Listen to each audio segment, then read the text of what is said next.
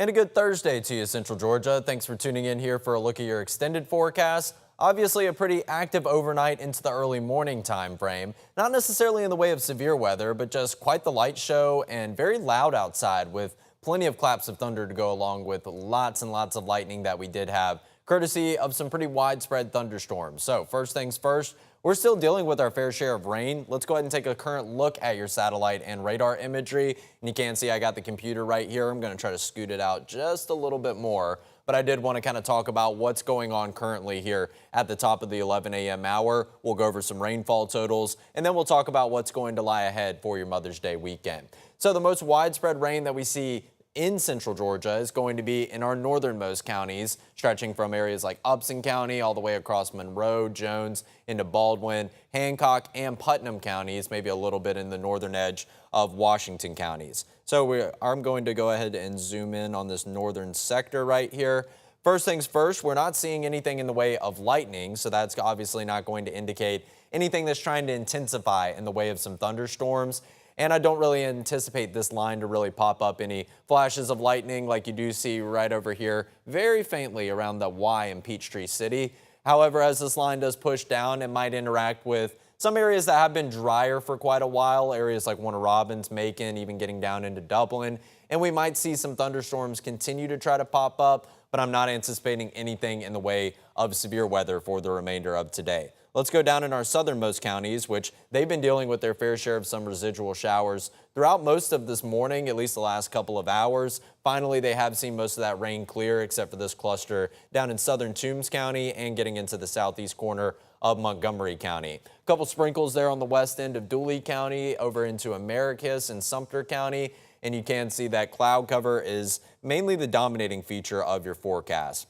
But let's take a big picture view where you can see that we have some widespread showers and pockets of steadier and some heavier rain up in the northern portion of the state, really northern central Georgia, really from Macon all the way into Atlanta and Athens. That's where most of the rain is kind of situated in between. Goes all the way over to Augusta, into areas of South Carolina. But this is the leading edge that did make that initial push in, starting around 10 p.m., maybe even a little bit earlier as of last night.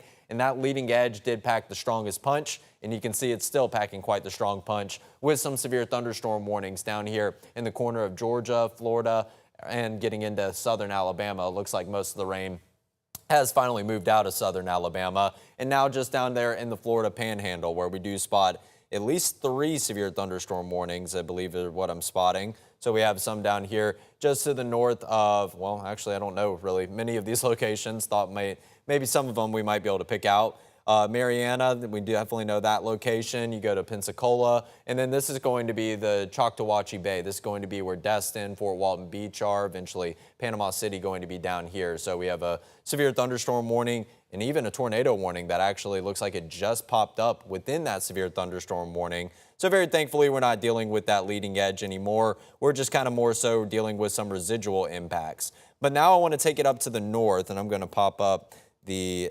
NOWRAD, which gives us a little bit of a better picture of what's going on. You can kind of get a pretty good implication of where the frontal boundary does sit right now, and that's going to be draped behind this back edge of where you are seeing these scattered showers that will continue to push down to the south as the frontal boundary kind of kicks back into gear. So yes, there's some cloud cover on the backside of this front, but overall it is going to be pushing this last little bit of moisture out ahead of it, down farther to the south and the southeast.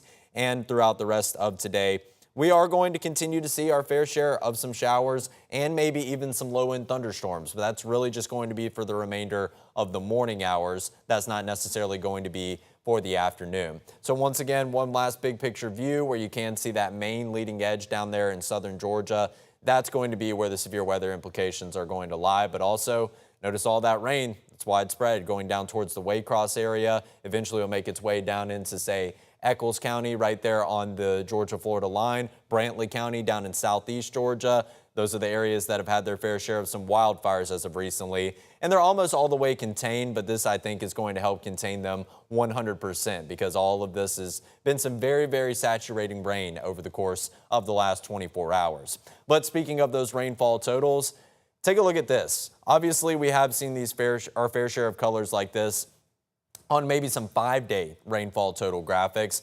But this is just over the past 24 hours. In fact, this is really going more so over the past 12 to 16 hours, roughly, where we do see this band of some yellow and some orange that is just now built into our northernmost counties because they've kind of received round after round of showers and some thunderstorms up there in Jasper, Putnam, and getting into Hancock counties. And their rainfall totals were not too impressive before they started getting those continuous showers over the same area. But the main thing you're noticing is probably widespread green here over central Georgia. And then, of course, those areas of some yellow transitioning into some orange. That also present right here in between Bibb and Houston counties and over to the west of I-75 across Peach, portions of Macon County, getting into Crawford County and Taylor counties.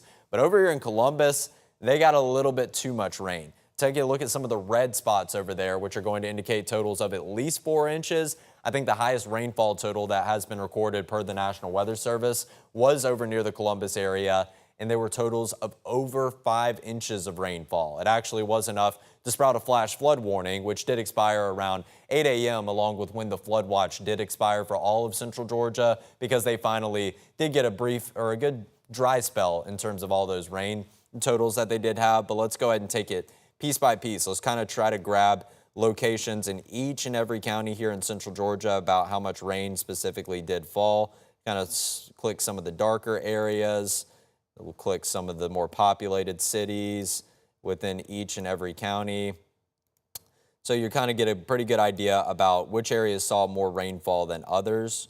And it is appearing that most areas, very, very substantial totals. This is definitely what the doctor ordered. How about anywhere from around 1 to 3 inches? That is widespread all across our northernmost counties. So once again, these yellow and orange colors going to indicate some totals above the 2-inch mark, maybe even getting into as high as 3.5 inches of rainfall across portions of Jasper County. That's pretty close to Monticello right there. Down in northern Taylor County, where we also see 3.5 inches of rainfall. Warner Robins, even the northern side of town, probably with some totals closer to 3 inches as opposed to 2 inches. Downtown Macon, 2.5 inches of rain, and that does look to be the normal all across Bibb County. But let's go ahead and zoom in on Bibb County specifically. Let's go ahead and we'll do this for Bibb and Houston counties since they are two of our more populated areas, and we have certain areas of the county that we do obviously try to make sure that we can let you know where the difference lies in some of these rainfall totals. So right now you're seeing downtown definitely a little bit more rain than what we did see, say, as you get into more so the central portion of Macon and getting up into North Macon. Over to the west of Lake Tobo, you get into the Lizella area, you start to see the totals go back up closer to around 2 inches of rain, but still that pixel that we grabbed around 1.5 inches of rain. Down where I-75 just crosses into the southern portion of Bibb County, getting pretty close to Sardis Church Road, Hartley Bridge Road, 2.7 inches of rain, but then not seeing as much that was recorded over in the Rutland area. But still, all of this is going to be very, very beneficial. We can take it down into Houston County and over in the Peach County area, where we also have our fair share of some darker shades of some yellow, maybe some orange. Warner Robins itself does look like it got around 2.1 inches of rain, closer to 3 inches. As you get into Centerville, you go closer down to the Kathleen area, Bon Air, it's going to be just below about 2 inches of rain. Perry probably going to be somewhere around 1.2. There you go. Another patch of some totals around 2.5 inches of rain. So all in all, anywhere from about 1 to 3 inches of rain across most locations of central Georgia. But we've kind of taken a view of the northernmost areas. Let's see. Little mouse is being a little sensitive with me. And then we go down to our southernmost counties, where I'll click a couple more pixels. I know this is a lot of just kind of wait and talk, and we're just doing all this in real time, but I did want to bring you the most up-to-date rainfall totals. So if I were to grab these pixels a little bit earlier, save those elements, they wouldn't have updated automatically, and they wouldn't have actually totaled as much rain as we are continuing to see, which is continuing to fall across many areas. But it still looks like southeastern central Georgia not getting near as much rainfall. That's where we see more so a widespread blue color. Not to worry, we still have all those showers up in northern central Georgia that are going to continue to push down into southeast central Georgia and at least push these totals to, I think, somewhere closer to about 1 inch in nature. We do have this isolated pocket of 1.2 inches of rain just around Soperton. That was actually a cluster of some isolated thunderstorms that did move through that area, but your total is pretty widespread around 1 to 2 inches in south central Georgia, unless you're in one of those yellow shaded areas. That's going to be just above 2 inches of rain, or maybe even closer to around 3 inches of rain. So now let's talk about your rainfall. The month of May has definitely been a fairly wet one to start, just like the month of February was. But so far, as of yesterday, we did record just over 1/4 of an inch of rain, 0.38 inches to be exact. So hovering right here in the tippy top of the near normal category. But that's not obviously taking into account all the rainfall we did receive. We were talking about some of those rainfall totals in South Bibb County, closer to around 2 inches in nature. So I do anticipate at least an inch gets added on to the totals that we did see as of late yesterday. But in total, we've seen about 0.84 inches of rain for the month of May. Average rainfall for the month of May going to be around 3 inches, and then 11.77. That's going to be the record. Do I think we get anywhere close to that record? More than likely not, but it does look like we are going to make a push already fairly close and getting into the neighborhood of around average for the month of May. And also the rainfall that we've received in these first couple days of May, maybe even dating back into the last portion of April.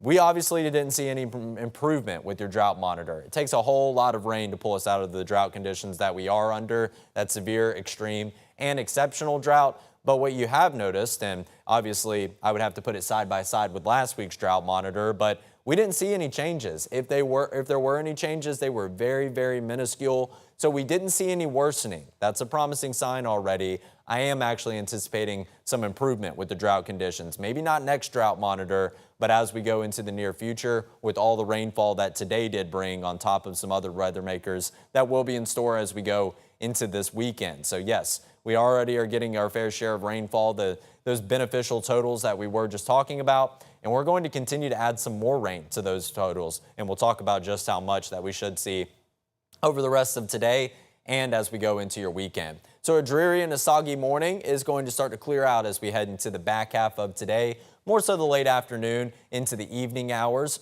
More rain is going to be ahead as we go into your Mother's Day weekend.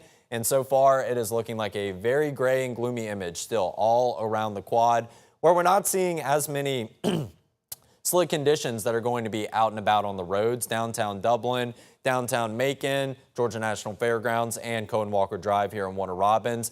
Yes, they all still do appear to be wet, but not going to have that kind of glimmer and shine to them that they have had for most of the morning, especially when some of the heavier showers were falling down, paired up with all of that light show that we did see during those overnight hours.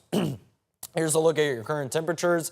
Excuse me, my voice is a little bit dry as of the last couple of days, so I do apologize if you hear the voice cracks and hear me clear my throat a lot. But current temperatures all across the United States, a lot cooler than they have been. Somewhere in the 50s, the 60s, transitioning into the 70s, and you can really spot that boundary by which areas are a little bit cooler with all this widespread green, transitioning into the yellows and the oranges and eventually the reds that are really just present down here in Florida. 80 in Panama City, 82 in Jacksonville, and an 84 all the way down in Orlando for the warmest number on the temperature map. Current temperatures here in the southeast, this is where the boundary is going to sit, and I think this is where you're really seeing this boundary by where you see the winds converge, what we call that convergence zone of the winds.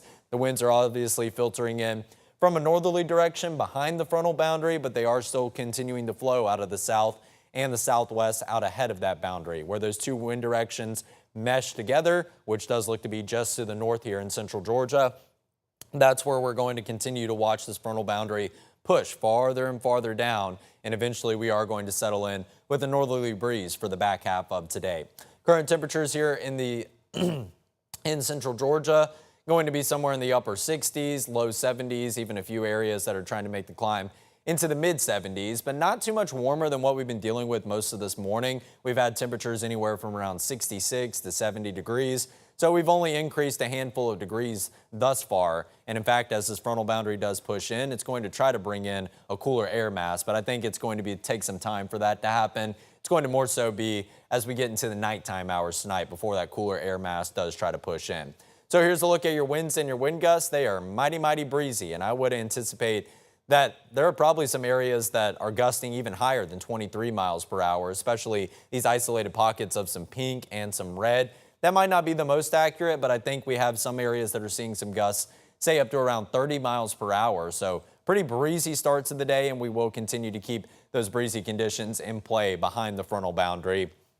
We're just going to watch a shift in that wind direction. So still dealing with our fair share of moisture out ahead of the front.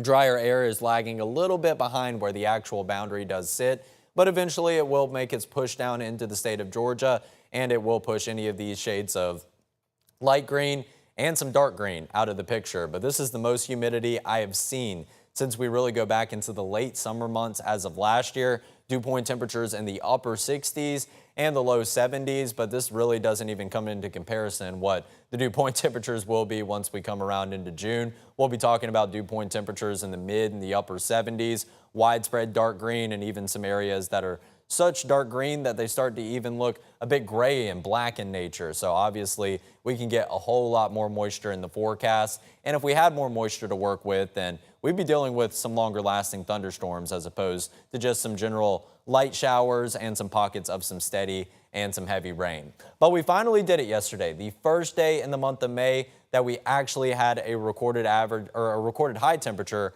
above your average high of 84 degrees. Morning low temperature right around where it should have been yesterday, sitting in the upper 50s, just 1 degree above that average of 57. 96, the record high temperature for yesterday, set back in 1952. Not flirting with either of those records right there. And again, we did record just over 1/4 of an inch of rain as of yesterday, but we are going to definitely record more substantial totals as we go throughout the rest of today. Your departure is already moving closer back to around 6 inches below average. What if we could get that number maybe to say a -5 as opposed to a -6, and a number that has flirted with -7 inches. So 7 inches below average for this time of year as of recent weeks. Finally getting at least some recorded rainfall that is going to put a semi-substantial dent in that number. I don't expect all this rain to completely pull us out of this departure, but nonetheless, we are going to continue to try to make our way back up to the near zero mark and try to flip that negative into a positive over the course of the next couple of months. So the month of May has been off to a cooler start, to say the least. High temperatures in the 70s, not feeling bad whatsoever. Even 80 and 82. These were very nice and warm afternoons we had Monday and Tuesday, but they just weren't quite up to average, which was 83 degrees. It got bumped up to 84 degrees yesterday, but 87 did take it a couple degrees above that number. So on the board for an above average high temperature for the month of May. I am anticipating the next couple of days, really actually for the next week, we might actually have a good stretch of these below average numbers, but not too substantially cool once again. 80 degrees for a high temperature, still going to be a nice and warm afternoon. It just falls a couple degrees short of that average high of 84 degrees. So obviously these numbers just continuing to get warmer and warmer throughout the month of May. May is when we start to get a bit of an early preview of summer, but when you have a lot of weather systems coming in, especially the increase in cloud cover, the increase in rain chances, that is going to help keep the numbers just a little bit lower than what they typically could hit, say, in the mid to the upper 80s this time of year. Morning storms are clearing out later, northwesterly breeze, so once again that breeze is going to shift direction, start to filter in out of the north and the northwest. Steady winds around 10 miles per hour, the occasional gusts up to 25 miles per hour. Taking a look at your surface map, you can see this frontal boundary in action, continuing to push down to the south and the southeast. But I did want to turn your attention to this right here, this high pressure center. It's obviously creating a very dry environment over into Arkansas, southern Missouri. Well, that is forecasted to slide over to the east behind this low pressure center and behind our frontal boundary that isn't going to go too far. It's going to move down to the south and the southeast, and it's going to kind of park itself in the northern portion of Florida, and that is going to continue to create some rain chances for us, but that high pressure might keep us dry for a brief period as we go into tomorrow. But first things first, let's talk about the rest of today as we go into future view into around lunchtime and for the rest of the afternoon. So still some pretty widely scattered showers, some pockets of some heavier rain. Can't even rule out hearing a rumble of thunder or two throughout the rest of the morning, transitioning into the early afternoon, but then starting around 2 p.m., I finally see all this rain beginning to push out. It looks like this is running a little bit behind schedule. We're a little bit reluctant to push all of that rain completely out of the picture. But finally, as we head into evening commute home time, I think we'll have some peaks of sunshine, going to be a partly cloudy afternoon, maybe a sprinkle or two trying to remain in the forecast. And then we get into sunset time closer to 8 p.m. Should be a beautiful sunset that we are seeing, especially with a couple clouds in the forecast. Those always make for the most gorgeous image that you can see around sunrise and getting into sunset. So now let's go to your Friday morning. A partly clear start to the day, maybe a light breeze to welcome you out the door. as we go throughout the morning into the afternoon, we are going to watch cloud cover increase. So what that means is we're going to get our best glimpse of sunshine throughout the morning on Friday, and it is going to appear pretty gloomy tomorrow afternoon, and this cloud cover is going to help keep the high temperatures a little bit lower than what they normally would be. So as we go into Friday night, more so the evening and nighttime hours, I am forecasting a rain chance already back in the forecast, but I think most of central Georgia does remain dry. It's just really our far southern counties that could catch a couple of light showers or two as we go into that time frame. Really not too much to put any stock into rain chance wise, but might be something that you want to bring the rain jacket for. I think that high pressure does keep us dry for Friday, but then it starts to fall apart as we go into Saturday. And we're looking at another wave of not only some showers, but also some thunderstorms over to the west of us to move in over central Georgia. But I do forecast that is probably going to start to weaken a little bit. Now, the farther south that you live, you'll once again have some heavier rain. You'll have some higher rainfall totals, but most of central Georgia just really going to be dealing with some steady showers, maybe even some pockets of some heavy rain. But farther down to the south, you could hear a couple rumbles of thunder as opposed to farther to the north in central Georgia. And this does look to crowd a good majority of the afternoon and into the evening hours. Want to make sure that you have the rain gear ready to go, not only through Saturday, but also for your Mother's Day on Sunday, because we are also looking at Sunday to have a pretty decent rain chance. So for the rest of today, we are going to be included in this low end level 1 out of 5 risk for seeing an isolated strong or severe storm. I've been saying all morning long, I think that we are going to get trimmed out of this by the time we get an SPC outlook update. That's going to be closer to around midday into 1 o'clock. And then I do anticipate all of us to be trimmed out of this here in central Georgia. This was really just remaining for the morning hours. That's why we ended our weather impact alert around the 9 a.m. hour. That's when I really saw the severe weather potential ending. And you can see there's a level 2 down to the south and the southwest of us. That is obviously the areas that have been seeing something more in the way of a stronger thunderstorm or more widespread thunderstorms. So don't really pay too much attention to this. I don't think that's going to last too much longer. And along with that, we have a tornado watch that is in play for areas just to the south of us. I imagine these areas just south of Crisp, Wilcox, and Telfair are also going to get trimmed out of this tornado watch very shortly, because we've already seen areas like Sumter County, Lee County. Actually, Sumter wasn't in the tornado watch, but Lee County was, and getting into some of these other areas over to the west and to the north of the watch. They've already been trimmed out of it. The tornado watch has been canceled for those areas, and I think the same thing is going to happen across, say, Worth County, Turner County, and getting down into Ben Hill County, just to the south of Wilcox and Telfair. So for the next 3 days, what do you need to know?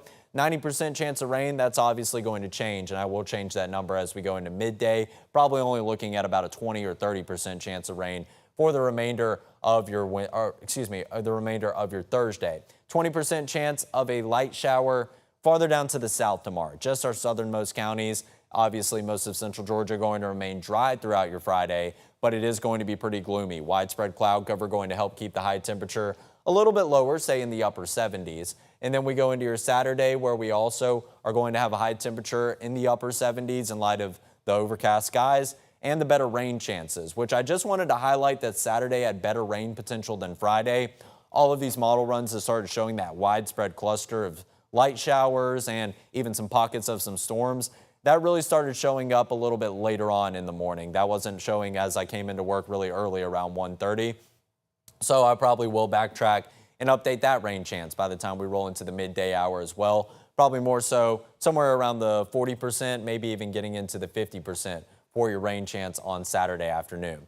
In terms of the humidity, you will see it's going to be a much drier environment in the northern half of the state. Still holding on to a little bit of humidity farther down to the south, but no areas of that dark green until we get back into Saturday afternoon. That kind of wave of showers and storms is going to hold on to a little bit more moisture, and that might try to creep into the forecast. But then we are going to go into Sunday and into Monday, where a frontal boundary does look to take shape once again on Monday, and that is forecasted to push anything in the way of that low-level moisture back out of your forecast. Afternoon high temperatures, like I mentioned, they will continue to remain just below average, but still going to feel pretty pleasant and pretty warm, at least a little bit warm when you have temperatures somewhere around the 80-degree mark.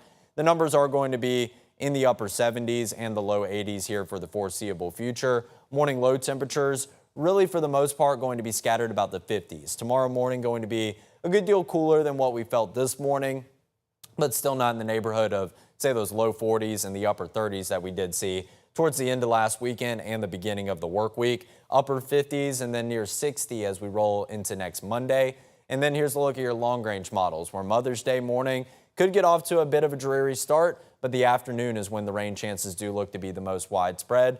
Unfortunate for any outdoor plans that you might have had with mom or your mom and your special your special mom figure in your life. However, I would just recommend maybe a movie marathon, or if you haven't to do anything outside, make sure that you are bringing that rain jacket and umbrella with you, especially for even church service on Sunday morning. But we're starting to get the short-range future view within glimpse of Monday, so we can start to fine-tune the timing of those rain chances a little bit better for your Mother's Day.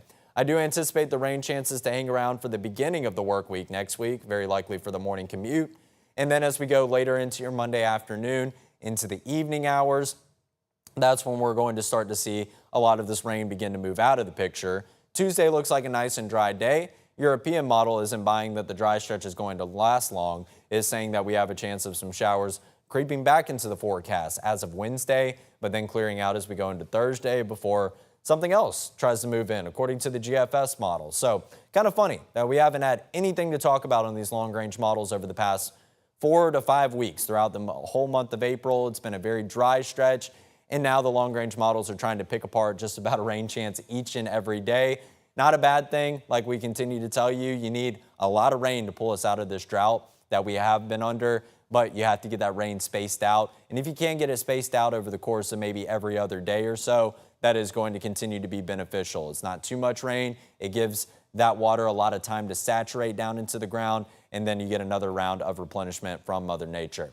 So I'm not necessarily buying your rain chances too much for next Wednesday yet, but hey, this is 6 days out in the future. Nothing to worry about as of right now. We are just going to see a series of fronts come through, like the one today, dropping the humidity down for tomorrow and into Saturday, before we are going to get a brief or a very quick rebound in the moisture content. And then the front that comes through on Monday also going to drop the moisture content down into Tuesday and into next Wednesday. So I think whatever tries to come through as of next Wednesday might not have a whole lot of moisture to work with. But according to the European model, we still have about another 1 to maybe 2 inches of rain to add on to the totals we've seen so far. Some isolated pockets that could get up to 3 inches of rainfall. Well, how about the GFS? What does it have to say? It has some more impressive totals, somewhere around 1.5 to maybe 2 inches of rain, but overall kind of remaining in the same realm of that range. So it is looking like we have definitely some beneficial rain that is going to continue to be in store to add on to the beneficial rain that we've already gotten. Now, if we are to get all these totals by next Tuesday, that is going to be taken into account by next week's drought monitor update. So we'll keep our fingers crossed for that. But all in all, I think we've already gotten enough rain that is going to lead to at least a little bit of improvement on the drought monitor side. So your 7-day forecast, you aren't going to see as tall of boxes because all these high temperatures are going to be below average by a couple of degrees until we get to next Wednesday, when we could make a rebound into the mid 80s. And then I do see a stretch of the upper 80s coming as we go into the beginning of next weekend. Plenty of rain chances. So we are going to see that 20% chance of a light shower on Friday for our southernmost counties. Again, really only dealing with about a 20 to 30% chance of rain throughout the rest of your Thursday. Better rain chance on Saturday compared to Friday. And I still think Mother's Day Sunday is looking like the best chance of rain that we do have over the course of this weekend. Still looking like it's coming in the form of widespread showers. Could even hear a few rumbles of thunder. We'll probably put a thunderstorm icon on Saturday as well, but not forecasting severe weather over the course of your Saturday into your Sunday. And then we go into Monday, where I think the rain chances hold on for the first part of the day, and they will begin to taper off as we head later into the afternoon. And then we'll hit a brief dry stretch of weather into next Tuesday and Wednesday, before finally we could welcome back a couple more rain chances around the late portion of the midweek next week.